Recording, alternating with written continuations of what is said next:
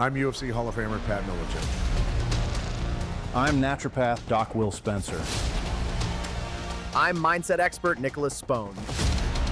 If you're on a mission to heal your soil and grow nutrient-dense food, you've come to the right place. We are the Soil Saviors.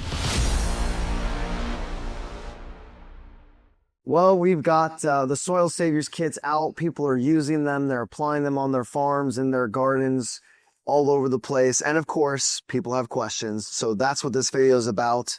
All of the questions people are asking, we address it in some other of our content pieces too, but I'd like to get it together in one video here on these incredible products and microorganisms and minerals that are going and turning around pastures and gardens and orchards and really doing a lot of good and for hunting. That's right. Yeah. So first question, equipment. What equipment is necessary to get these products spread out efficiently on the land?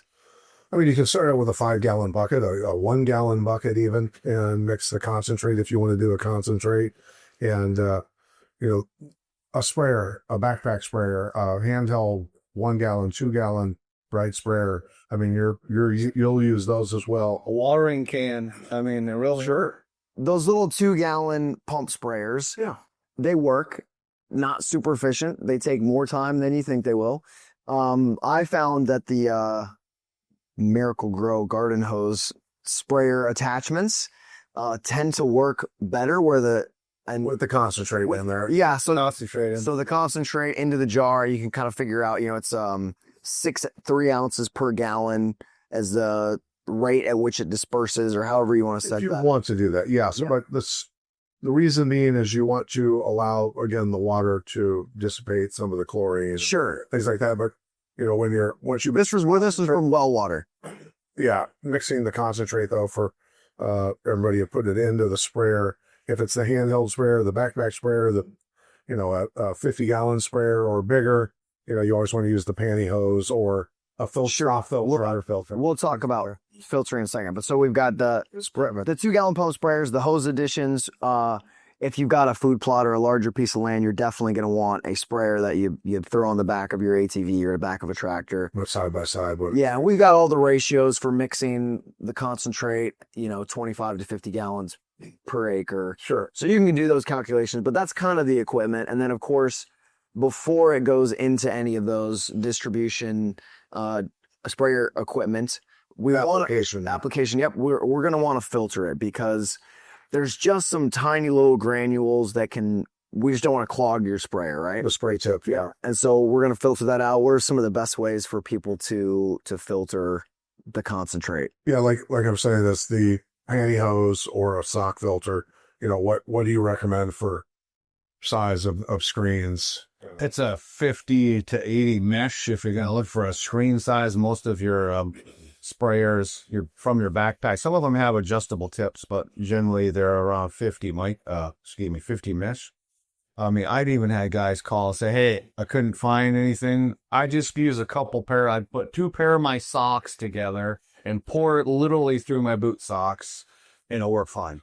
Right. Well, you got to just get those undissolved particulates out of it. Sure. There is some of that. No, it's not a lot. It's only like a tablespoon or something usually. We did have a question from somebody. I sent an email asking, soliciting questions and feedback, and somebody said, can I do anything with those particles? Can I put them in my compost pile or whatever? Absolutely. They're great. They are the Soil Saviors product. We just don't want to clog your sprayer. That's why we filter them. Yeah. Okay. Yeah. Excellent. And then also people ask, can I put these in a spray rig that has used pesticides? Well, you want to run water through you want to clean it out. I mean, we have, yes, you can run it through it, but you definitely got to rinse it, wash it. It needs to be cleaned out. Because the thought is, well, the microorganisms eat the pesticides, but I guess our answer is some of those eat the pesticides. Some of them do other things, correct? Yeah, correct. But usually in a tank like that, there's a lot sometimes, like in a plastic hold a lot of those chemicals. And so you want to get as much of that out of there as you possibly can.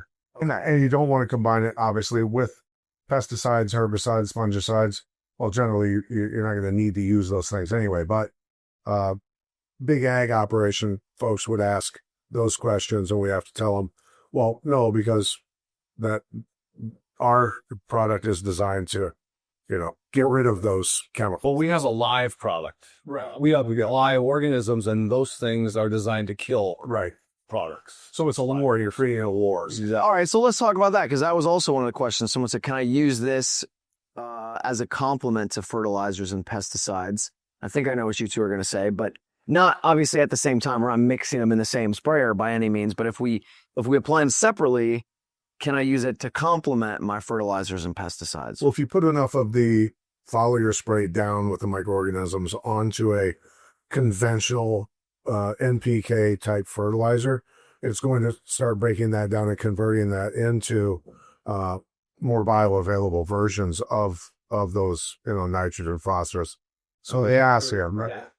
So that very complementary to the fertilizer, but not the pesticides, because it will deactivate some of the pesticides. And the whole idea is to grow, remember, to grow plants with their own immune system, so you don't need the pesticides to begin with. And if you really feel the need that you have to spray herbicides, ideally what we want to do is give you a big enough yield increase, right? A big enough yield increase where you can plant the cover crop safely. That, will generally lower some of the yield, right? That's what farmers complain about. So we want to raise the yield enough with our products and dry spread it to justify putting down the cover crops and not have to put the herbicides down, is my point. So it all makes sense. Mm-hmm. Yeah. So the big question, is pesticides. So this kind of deactivates pesticides, but gives plants the strength of the immune system to fend them off on their own Over time. So it's not a silver bullet. Boom, we're gonna have Not right away. because most soil, like here in Iowa, we've tested all over the country, and the entire Midwest is a vitality well under 100 and very nutritionally deficient. You need that 400 on vitality to get immune function. And most of it's in the 50s. And most of it, is way under 100. Around 50, 40, 60, in that range. And the immune system isn't working. So weeds are going to be there. Pests are going to be there in the beginning. So it's going to take a little while to build that fortitude up in the whole ecosystem, rebuild the whole ecosystem. So you literally, you've got to give the soil back its immune system before the plants that grow out of it have their immune system fully, engaged. So I know it's hard to give general advice, but what would you tell a farmer, maybe a homesteader, who wants to transition away from those things altogether? Which things? Pesticides and synthetic fertilizers. How do they make that transition smoothly? Obviously using the Soil Savers product. Putting the products down as much and saturating them as much as you can, but there are, and this is easy to find online, there's natural alternatives to almost every chemical pesticide. Mm-hmm. Almost every single one has if you want to just kill stuff, you could spray vinegar and sea salt mixed together, and that will kill almost as good as Roundup. So there's so much information online just where that natural alternatives to pesticides. Because I did have somebody ask, what do I do with weeds that are growing? Like, I just rebuilt my front retaining wall, and I was looking at that, and life is so incredible because it grows through the cracks and everything. In the middle of my sidewalk, I've got a crack and a weed about this tall, and from the little spaces in the retaining wall, things are growing out of it. And so, we all are worried about the aesthetics. We want them to look clean, and we want to kind of shoot spray those things. And so you're saying I can use a salt vinegar mix instead of using... I make chemical. I have my own little mixture that I use. It's heavy sea salt, and either vinegar or a peroxide. Just soak that thing down. And then a little bit of dish soap. Absolutely, you can use a soap because we call it a surfactant or a soap. Right. Makes it stick. So Or a flamethrower. A flicker is always fun. that's not even a bad idea. That's a thing. Yeah. And that's just spot spraying and treating for... Away from their growing the concrete or like retaining wall. Yeah. Or the aesthetic. Yeah. Okay. And again, look it up online. There's all kinds of naturals there. Sure. Get away from A little bit for it is hard. It is hard to patent that formula, though, isn't it? Yes. Well, for insects and things like that, I've never experienced a problem with bugs ever in my entire life since I've been growing gardens from 6th grade, all the way till now. I'm in my upper 50s, so I've never experienced a problem with because I've always grown things naturally. Well, you see my garden. I don't really have a problem with bugs, but the rabbits and the squirrels come in and they just dig up. That can be a little bit of a problem. And soil savers there. Soil savers does not resolve that. Just so we're clear. Proper fences. Yeah, there's drained wire out to see, and maybe a pellet gun. If you want to have some rabbit stew. I didn't say bugs were an issue, but I do have an apple tree in my yard, and last year the leaves were yellow. There were spots on the apples. There were worms in them. There were bugs on this apple tree. Pat and I have been treating this with soil saviors, and it looks incredible. The apples are already this big. Is that the tree that was flowering when out there a while ago? The apples are already this big, and it's really summer. The leaves are green. I mean, it looks way better. So much healthier. Where we had been able to spray it, because I said, obviously for our operations, we need to get a big ag drone, would be fun. That we could spray the whole tree. All the whole tops and everything. But all the experiments that I've done just in the past of spraying a berry bush, one half of it, and then that side explodes and blooms before the other side even does anything.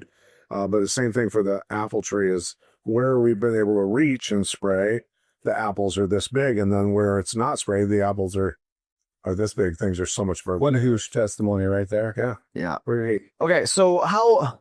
Again, I know this is a little bit hard to answer, but a lot of people ask, how often do I apply it? And I think I'll let you answer, but I think one of the questions is, well, how soon do you want to turn your land around, and what's your budget? And depending on what your goal is, because that has to come into play. Yeah, how quick do you want your garden to grow, for instance, or how many blooms do you want on your orchard trees, and how many apples or pears or peaches or plums or whatever it is that you're growing. And how fast do you want your soil converted from toxicity levels to. So economics is a big one for a lot of people. And so if that isn't an issue, then you could do a weekly.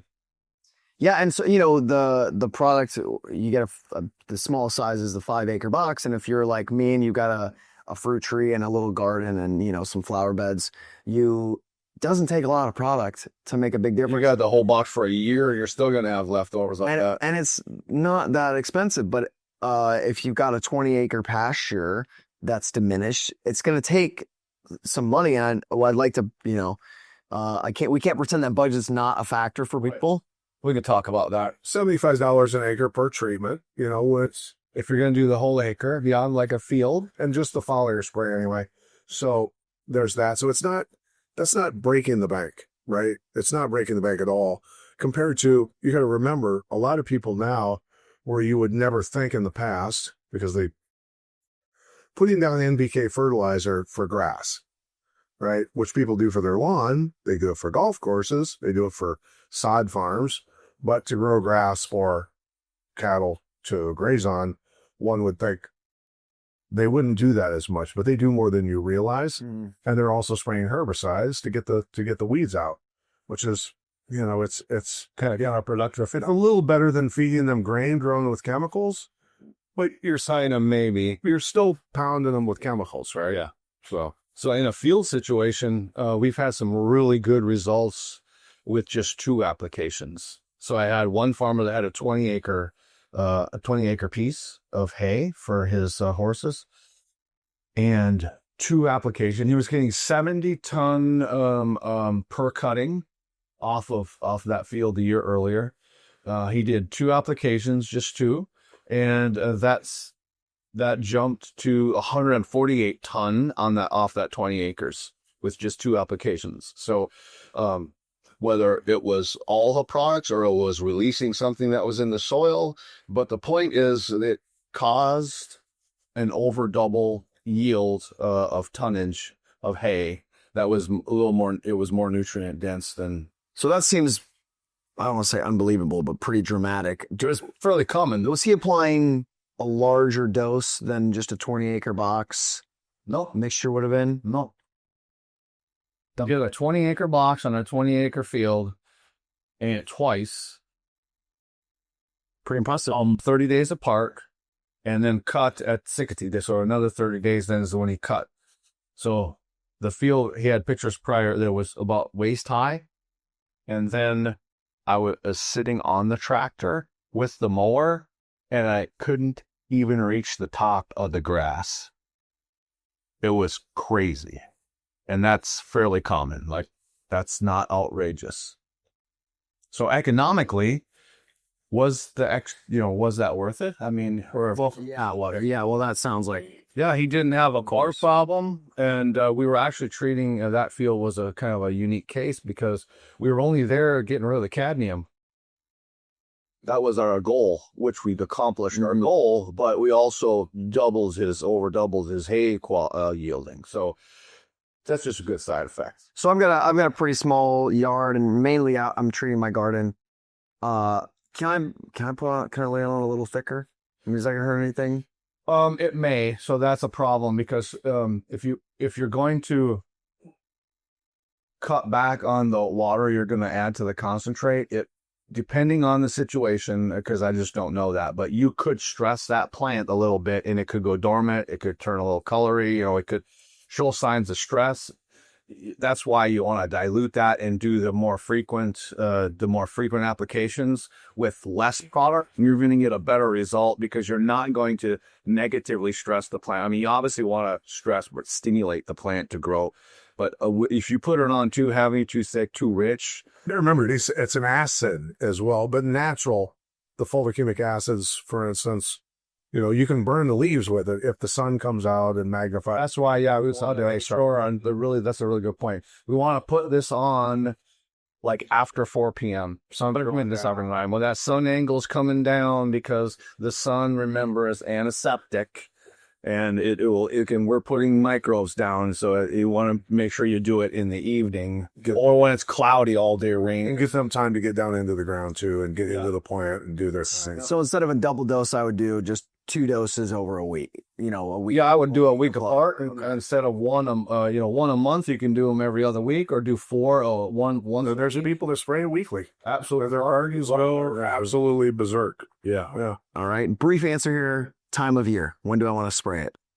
Yes. Winter. The only time you don't want to spray it is when the ground is frozen.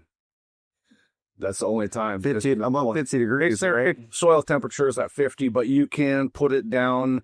Like I've been in, say, Oklahoma or North Texas all year long, Alabama all year long, because when you're putting it just on the soil, you're loading that soil. It's not going to go anywhere, and you're going to establish more microbes in there. And so then when the growing season does start, you're going to then have blooming activity a lot heavier in the spring. And the soil warms up and becomes alive. They're in a dormant state, so it doesn't hurt them. Okay, so if it's going to rain or if it's raining, should I try to apply before the rain, after the rain? Does it matter? It's okay to put it on the soil, wouldn't you say? But you don't want to put it on the plants. And then have it rain and wash it off. Hard driving rain, you don't want to apply it in a hard driving rain where it has a potential of washing away. Right, good point. Either washing off the plant or off the soil. Yeah. In a misty day, perfect. Yeah. It's cloudy, it's a little cooler, moist, that's probably like the pristine time to put it on. In a light mist, light rain, heavy mist, you just don't want to wash it off. And if it's just a dry environment, we haven't had rain for a while. It's use more bar. Use up towards that 50 gallon area. Yeah. Get a little bit higher up. Okay. Storage and shelf life. So obviously we talk about this, but I want to reiterate, we don't want people to mix it. Say, all right, I'm good. I'm going to put this back in the garage and store it there, right? They want to use it just in time. Mix it right before they're going to use it, or hours before, let it bloom. Any other thoughts on that or additions? Just make sure that, you have to understand that the organisms in there in those packages, when they are put in water, they're going to come to life, and then you have to give them food, which is in the other packages as well, or some of the same packages, depending. But if they sit for too long in water and haven't been put down on soil, yeah, eventually they're going to decompose and die. You got about a 24-hour to 30-hour window of once you make the concentrate, you need to use it in that 24 to 30-hour. I mean, the minerals aren't going anywhere, but the microbes. Well, the organisms will come alive, and they'll just basically fight and keep, because you're turning them on, making them alive, and then you need to deploy them. Otherwise, they're going to eat all the food. It's going to smell bad. You run out of food and start to die. Yeah, they'll start to eat each other, and then it gets all out of balance. Sure. And Pat, you've kind of reiterated to me is you want to mix them, and as they're blooming, keep them outside with fresh air out of the sunlight. Yeah, you don't want to ever have them in sunlight. If you're going to, just the box itself and the storage itself, you want to keep that in a dark, cool area, like away from routers and microwaves, but totally 50 to 90 degree storage on a dark shelf. Perfect. And so you got to remember that some of these minerals are in terms of decomposed plant matter, the humates and things, it's 60,000 years old. What do you think the shelf life is on that? Well, but we'd like to say use it within 3 years. How's that? I've had successful storage I've done testing on to a decade, 10 years. And it's very, very slight diminishment of the microbial population and very, very slight deterioration of any of the other products, even the kelp product is very, very shelf stable. Awesome. One thing we get asked a lot, I mean, this is the first question a lot of people ask is, well, but my soil is XYZ, right? My soil is clay, my soil is sand, my soil is acidic, my soil's had a lot of pine needles. Fantastic. How do does Soil Saviors work for that soil? There is no soil type that it doesn't necessarily work at all. So what's it doing on a sandy or clay or acid? What's the mechanism that makes it work on all the different soil types? The mechanism is the organisms sense the environment and then they respond appropriately. That's why you don't have to really be worried too much. This works in heavy clay, light clay, loam, sandy loam, sand, beach sand, like the Jim Gale's down in Florida. I mean, literally beach sand. It works all the way to pot and clay. Like I've been doing some testing and some applications in New Mexico, which is dense clay. When it gets wet, it's like pot and clay. If you haven't been in pottery class, it lightens that up. It makes the microorganisms start to establish and start to build. The grass grows and the roots grow and it starts to get porous, loosening it up. And it does the opposite in sand, like the sand in the Middle East or the sand in Florida. It will do the opposite. It senses, oh, wow, it's very porous here. And they'll actually start to colonize, create exudates and with the material that's in the kit and start to actually develop almost like a snot, like a mucosal lining or whatever. And then the organic matter starts to build from that point. And especially if you plant with that and then put down a little bit of extra humate, like Jim did with grinding up wood material and compost stuff. I mean, if you're spray it on, sand and gravel without doing anything else, you're kind of wasting your money beginning. You got to put a little bit of organic matter with it. You just have to. Throwing down, look, we're going to put down, if it's sandy like that or just terrible soil, you're going to want to throw down some seeds, right?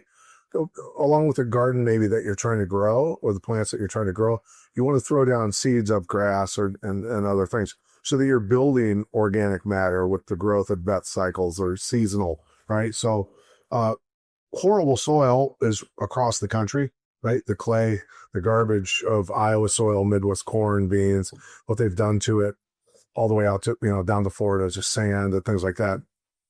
They are merely a medium that will hold a plant up, right? Mm-hmm. And then when you add real nutrients and real microbes to that medium, the plant's going to get what it needs, and it's being held up by that horrible medium, at least for the time being, until some organic matter can be made and developed. And as my farm in Minnesota, it was on the Anoka sand plain. It literally was like beach sand, over farmed for 100 years, and it wouldn't grow anything really but grass if you didn't have irrigation. It was literally like a little lighter than this table, sand, like Jim Gale's in Florida.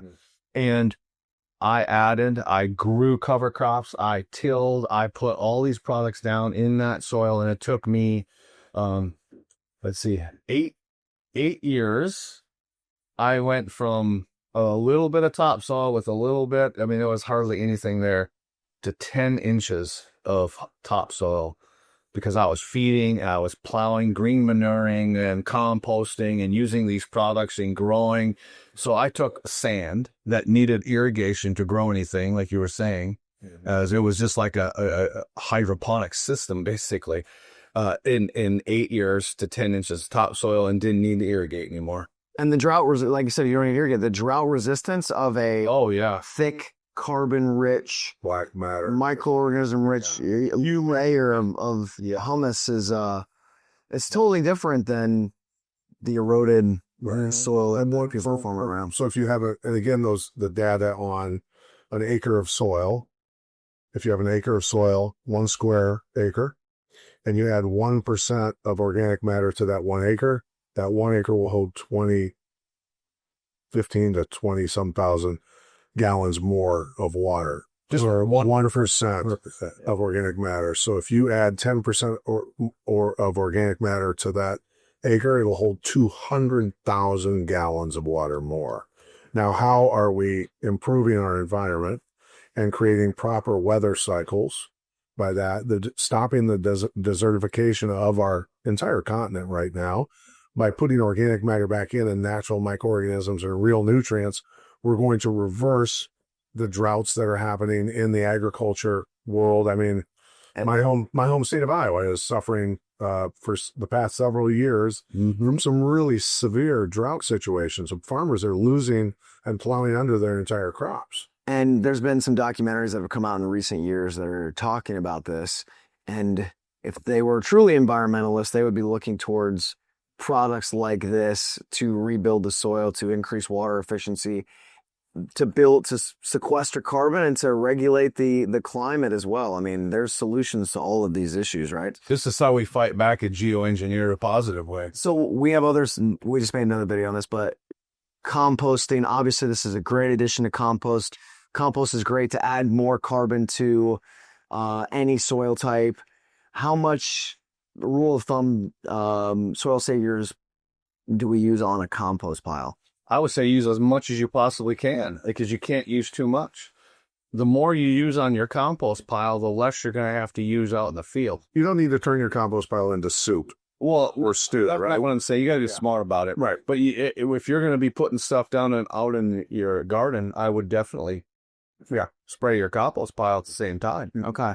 So that could be monthly, weekly, whatever your thing is. But I don't think you can get too much if you're, unless you're drenching it. Sure. Well, let's go back to soil types for one moment, because I just had a thought pop up. We have a client in northern Wisconsin that's very acidic soil. It's a bit sandy, lots of pine, and blueberries do well in that. And so, we think that blueberries need an acidic soil to thrive in. Is that the case? Will this product transition that to a more neutral soil where a thing like a blueberry won't do as well? No, the cool thing about these microbes is they work in unison with the plant. They'll actually, and I've seen this happen, where you're trying to break down the tannins and the pine pitches and things to make something grow there, no matter what it is. But when you can plant the blueberries there, it's not going to make it too alkaline for the blueberries, because the blueberries and the organisms are having a talk. The microorganisms' job is to provide what's needed to the plant as the plant needs it. And so if the plant needs a more alkaline or a more acid environment, the microorganisms will make that happen.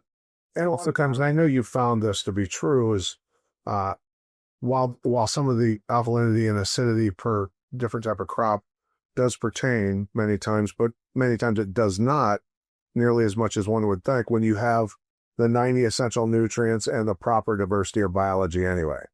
Like, you would be amazed with what can grow in soil that you would never think it would happen that way, i.e. blueberries, right? Even so.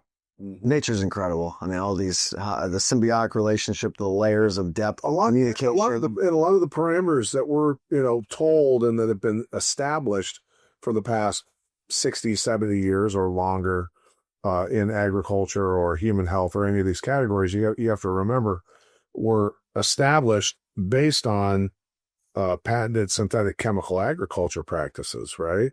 That have nothing to do with nature. They're not in compliance or flow with nature. Science versus natural science. we don't have any of those microorganisms in the soil saviors components. So We don't what? we don't have any of those genetically modified patented organisms. No, we never would. No organisms are patented. These are all naturally occurring, harvested from all the natural environments from different. God owns them.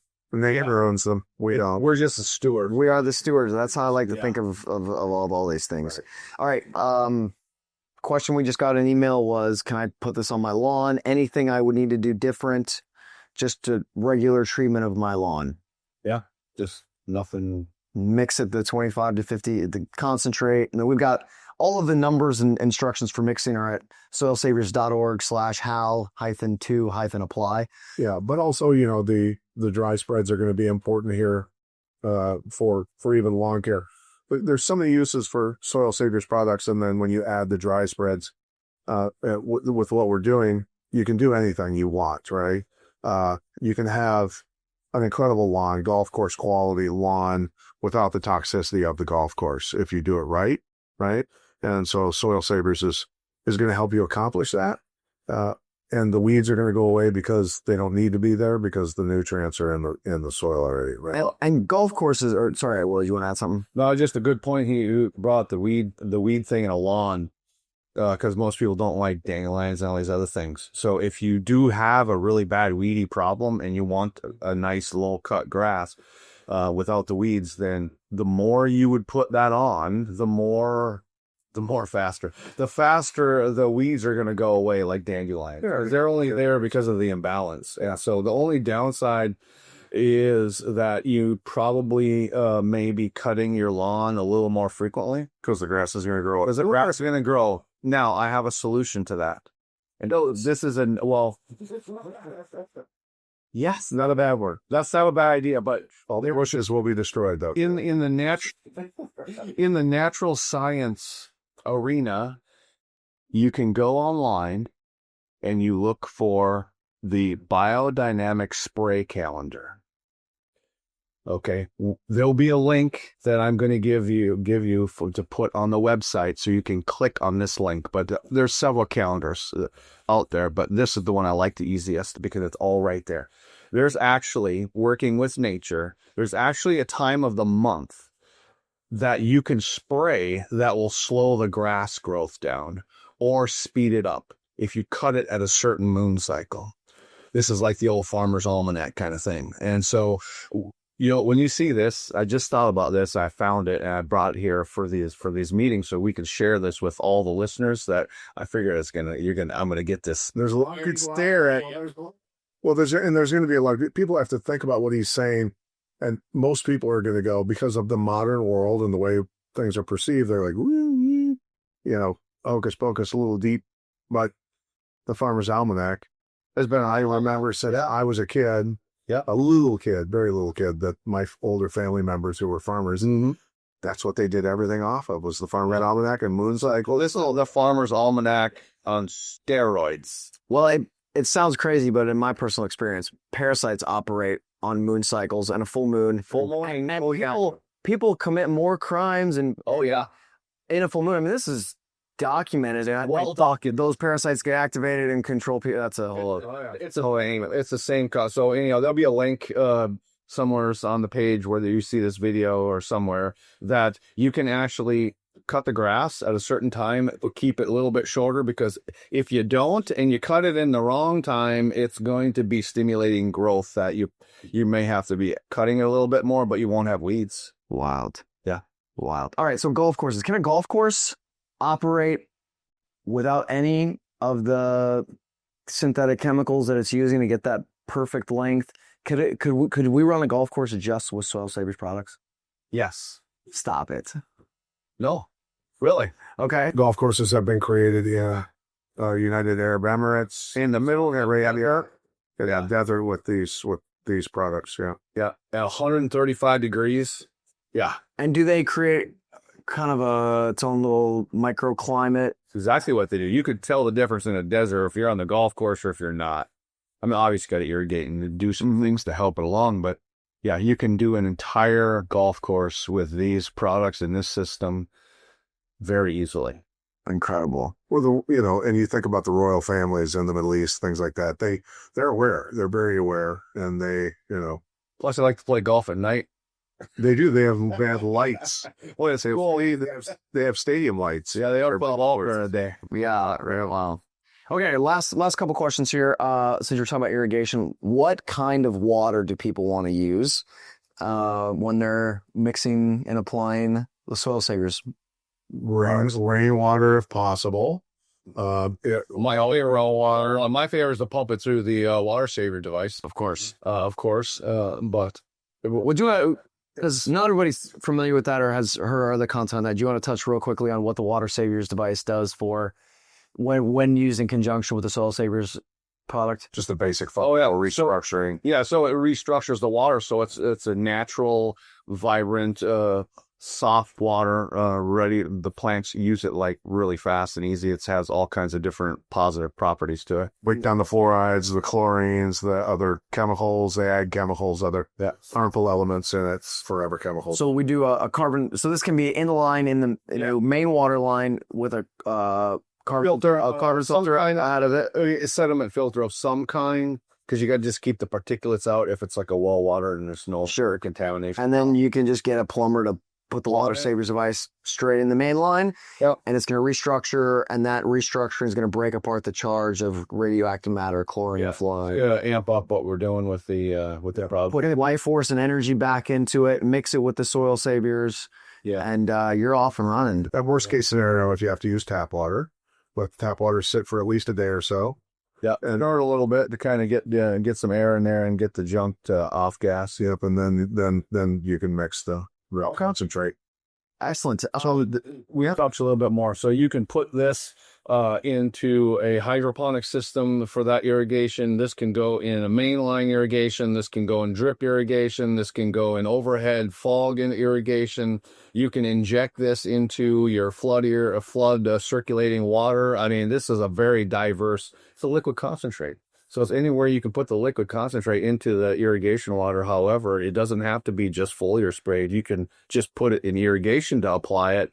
In a lot of cases, if you have the irrigation, to avoid this having to do a special trip or application with the products. Right. Okay. Very neat. Can we apply this in waterways, lagoons? 100%. Yeah. Okay. Talk to us about cleaning up waterways with the... I'm on my farm pond. Farm pond. I have a friend who's got a farm pond that's really at a basin of runoff from all these farms around them, and it's just full of, so much nitrogen that it's just a kind of a murky. Yeah. So whatever you're going to treat the land with, whether it's toxic or beneficial, is going to end up in the pond, right? The runoff. So, I mean, yes, you definitely can put the products into the pond, but by applications on the land around it as that develops, right? And the nutrients go up and the dry spread, the microorganisms and the nutrients are going to end up in the water and fixing the problems that you've got. So I had a 2-acre pond on my farm, and it had this weird rain and some stuff washed down, and the water got kind of weird. So I had a little canoe. I literally just mixed the stuff up, buckets in the canoe. I'm in the canoe with one of the kids, and they're paddling, and I'm just spraying it out, and just the concentrate straight, just sprayed that. I think it was like 20 gallons of concentrate because I wanted to really shock that pond. Yeah, the bloom went away, the algae bloom went away, and the water became clear. And the fish are going to thrive from those nutrients, the microorganisms. Yeah, so they went nuts. Is the algae bloom from an excess of nitrogen? That particular one, I mean, that does happen, yes. I wasn't sure what happened because and where I had my farm and the pond was, they have spray with airplanes. So, and then it had rained, and then I got this weird yuck in my pond. And so, we swam in the pond, and I didn't want the kids in there. So I just went in there and just sprayed that all out. And the nastiness went away and it cleared up in like 4 days. And so for an aquaponic system with fish in it, same thing. This was very good for that. Yeah. So just measure out your gallons. You're going to have you may want to consult a little bit because situations are a little different, but it works great in the system. We just need to figure out a little bit of math because they're not real popular. So we don't have On how big your system is. yeah, exactly. We want to match the concentration of volume to your system volume. Sure. And many of our customers are those smaller hobby farms or gardeners, and they've got, you know, a 5-acre box is great for most people. 10, 20, up to 40. If you have a larger operation than that, you can use the contact us form on our website, or just email us at info@soilsaviors.org, and we'll hop on the phone with you and see if we can figure out a way to customize a plan for you and come up with something that's financially makes sense, helps you grow your operation and put these incredible microbes and minerals to work on that larger scale. So that's something you're going to want to contact us for. Size isn't really a problem. This is all scalable, but there's kind of a line there at that 40 acres, so we can do some different things economically. Sure. A little customized consultation there. Anything else that we hear a lot of? I'm trying to. We asked our customers what questions they have. This is most of them, I think. Well, and this is something that I want to address. Is very important.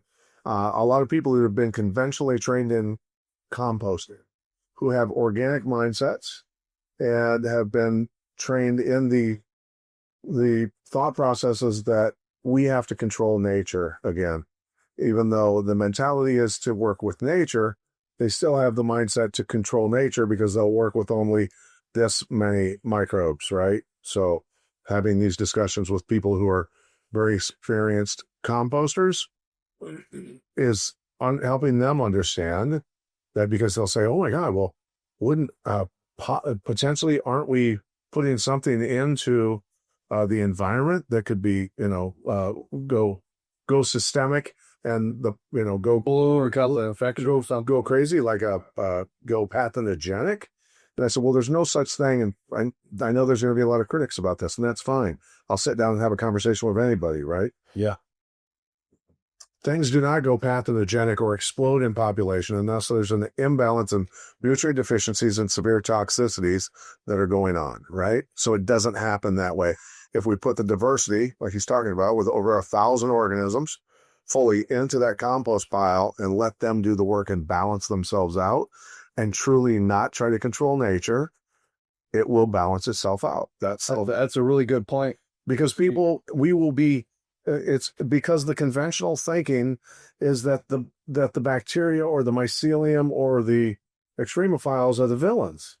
No, it's the chemicals and the nutrient deficiencies that are the problem, the cause, and the overpopulations of something is the symptom. So we fix that by diversity and a massive amount of nutrients. And that addresses all the problems. And nature does what it's supposed to do, create perfection. Right? Yeah, you brought up a good point in the composting thing. I've had questions about, oh my gosh, my pile's 165 degrees. Because there's some evidently in the compost certain temperatures, they want to control the temperatures. And so if you have a lot of toxins and a lot of organic matter and a lot of things in there that the organisms seem to like, that's where the heat's coming from. The heat is the microbial digestion happening that's breaking this stuff down. So release of energy. And sometimes it does get a little hotter than most people expect because a lot of people check that. And so just beware if you're going to be using this to really do some fast and heavy composting.